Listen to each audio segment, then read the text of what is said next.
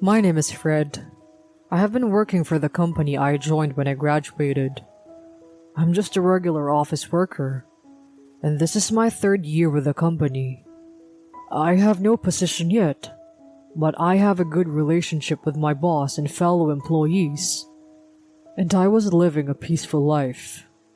Even though I'm like this, I recently got married. My spouse was my childhood friend Kylie. We became sweethearts just before we graduated high school, and we had been in a long-distance relationship until now. However, when Kylie moved to Los Angeles for a new job, we started to see each other and end up getting married. The marriage itself was smooth, and since we had known each other since childhood, neither of our parents were particularly opposed. Even people who had known us since we were in high school said, "So you're finally getting married?" It was not a particularly new feeling, but I was happy to be able to see that Kylie has the same last name as me. Now, I regret that I might not have been in the right mind. After our marriage, Kylie made a rule. That is, no matter how tired we were, we would share the household chores, and in the future, the childcare duties. The term house husband is so popular nowadays that men are expected to take care of the household as a matter of course. I have seen people who neglected their families, and as a result, their wives divorced them and they see their children only once a month or so. So when Kylie suggested this, I didn't think anything of it at first. In fact, I was aware that it was natural for us to share the household chores. I myself have been living alone for the past 5 years since I moved to LA, and have been cooking for myself. So I am proud to say that I can do a certain amount of housework. So when we decided on the division of roles, I was rather happy to feel that we were married. However, I realized that it was a little different from the everyday life I had envisioned. Kylie changed jobs and came here, but she did not fit in at her new job and resigned after 3 months, and is now a full-time housewife. I had no intention of turning into being a stay-at-home dad, but I knew somewhere in my heart that I wanted her to do the housework that I could do during the day because I was working outside of the home. However, Kylie never does anything other than the chore she was assigned when we first got married. Even if it's raining and she notices it, she ignores it even if the laundry is soaking wet, because laundry is my responsibility. And to me, she says, "It was raining, you know. Why don't you check the weather forecast first, and then hang your clothes outside to dry?" She'd say stuff like that. So I ran the washer again, put it in the laundromat to dry because it was a lot of laundry, brought it home, folded it, and put it away. To be honest, it was a hassle, but I couldn't ask Kylie to do it, since I told her that I would be in charge of the laundry. However, Kylie's demands escalated as I didn't talk back. For example, Kylie is in charge of cooking. "Lately, with the high cost of living, we can't make ends meet on $5,000 a month. Will you increase the monthly food budget to $6,000? She began to ask me brazenly. In the beginning, $4,000 for food was enough to make ends meet. But before I knew it, it had gone up to $5,000, and now it is about to go up to $6,000. We've only been married for a few months, and if we keep increasing our budget at this pace, one day she will say $10,000 for food alone.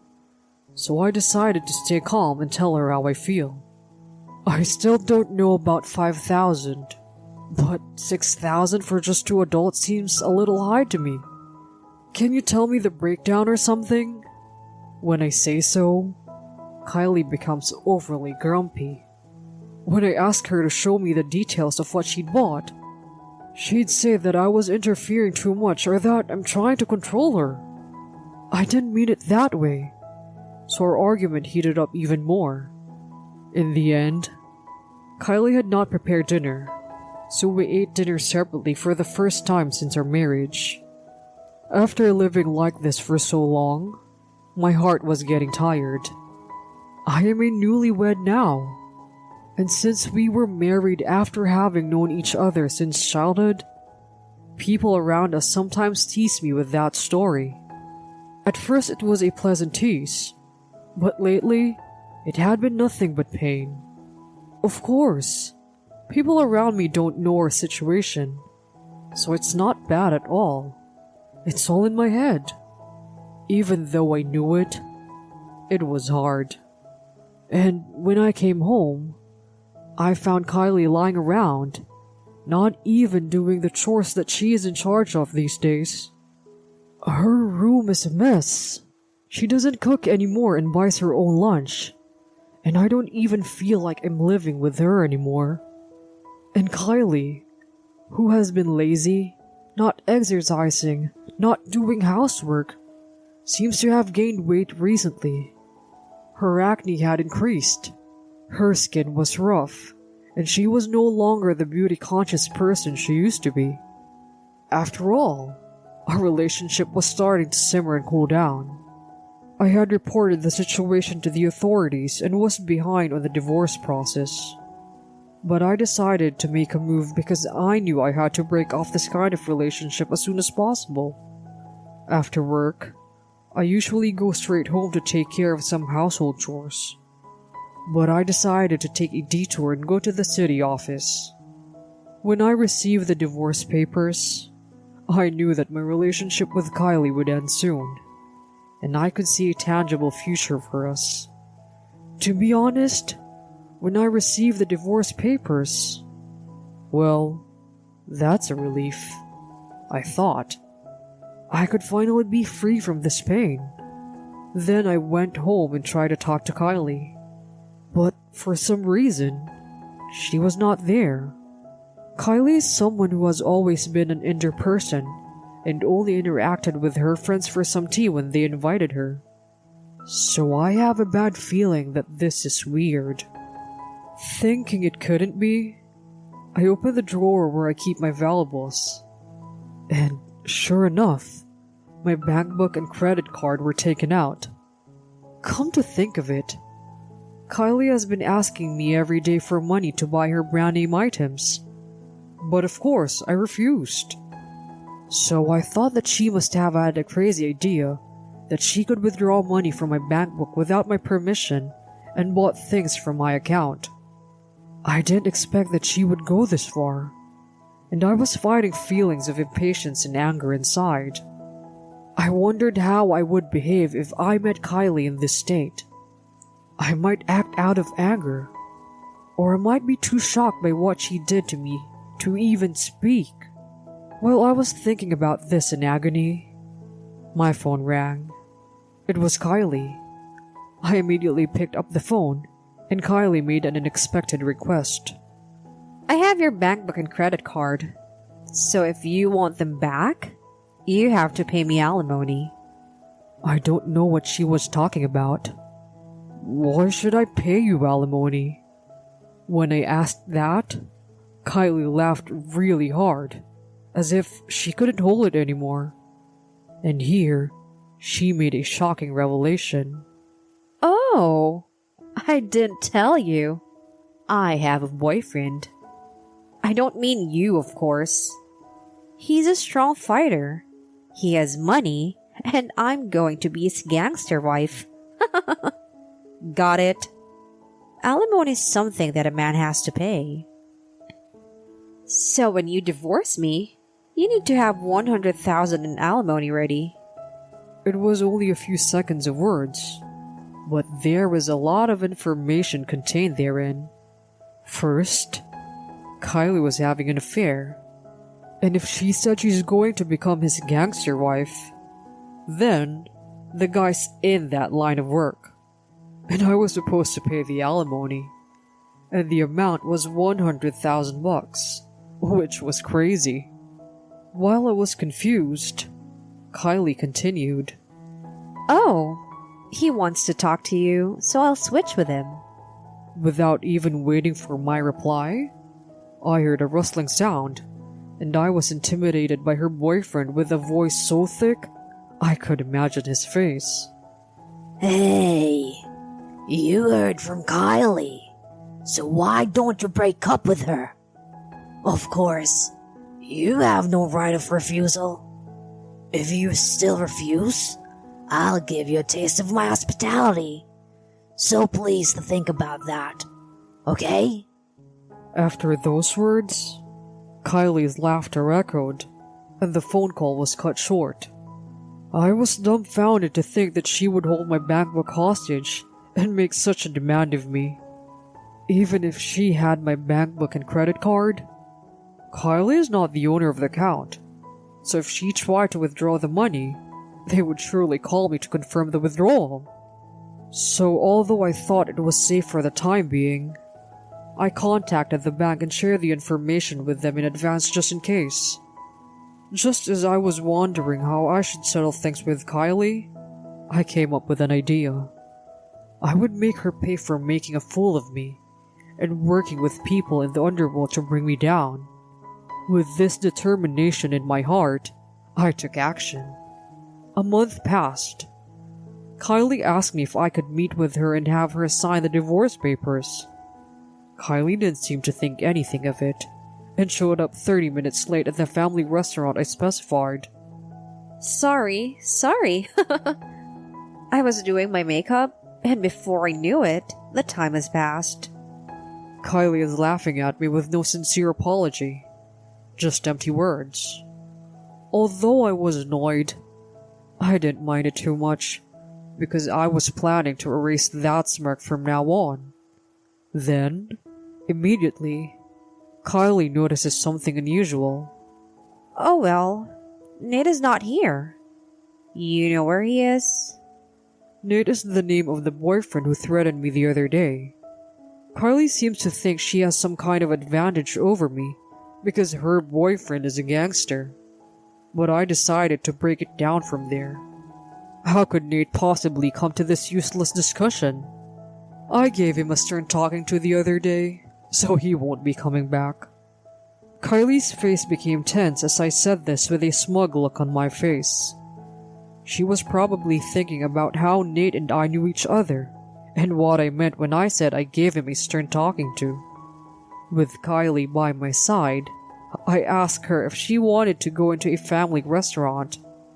It was just before lunchtime, and the restaurant was quite crowded. Kylie had been fidgety for a long time, so I decided to sit down and tell her the truth. As it turns out, Nate left you and ran away. I didn't realize it when he talked to me, but he and I had a fight long ago. Kylie, who was drinking coffee with a lot of milk as well, almost spit it out when I said this over my coffee. What do you mean you had a fight? But Nate is a gangster. What does that have to do with you? Don't tell me you're trying to sway me with lies. I knew she didn't want to believe it, or something like that. But the fact that Nate didn't show up when the time came probably showed her the answer. You used to be my childhood friend, so you know what kind of guy you used to be, don't you? Kylie nodded slowly. In fact, although we have known each other since childhood, we didn't go to the same school until junior high school. Kylie went to a private school a little further away, and I went to a local public high school. Well, I was also affected by my surroundings, and there was a time when I was a naughty kid. At that time, I had a history of getting into a fight with Nate. I didn't care about the name of the person I got into a fight with, and now I don't have anything to do with fights. So I didn't really remember it until Nate found out my name and apologized to me. Kylie was looking very uncomfortable when she heard the story, and I showed her a shocking image that only made it worse. How could you do such an embarrassing thing with such impunity? I mean, think about the public nuisance. There are people who have been reported for doing such things at clubs, and it's the same thing, even if you're doing it in a karaoke room. The video I showed her was the scene where Kylie and Nate were having an affair. Actually, before I talked to Nate, I had a plan in mind, and I was going to give them hell with it. I had a plan to capture the scene of their lovemaking on film and expose it in front of her parents as proof of Kylie's cheating and make her apologize. I was actually working as a regular office worker and also doing detective work on the side. Since affairs often took place late at night or on holidays, I sometimes worked as a detective after finishing my regular work. But after I got married, I had no time for that, so I talked to the president of the agency and quit. However, my experience at the time came in handy, and I succeeded in obtaining evidence that showed their affair. I think it helped that Kylie did not know that I was working as a detective on the side, since we were having a long-distance relationship before we were married. Back to the story. It is true that even in a karaoke room, there are couples who have bad ideas, but there are also guys who try to peek into them. The karaoke place that Kylie and Nate entered had an unspoken agreement not to do so, but still, there were many people who came in and out with the intention of peeping on them.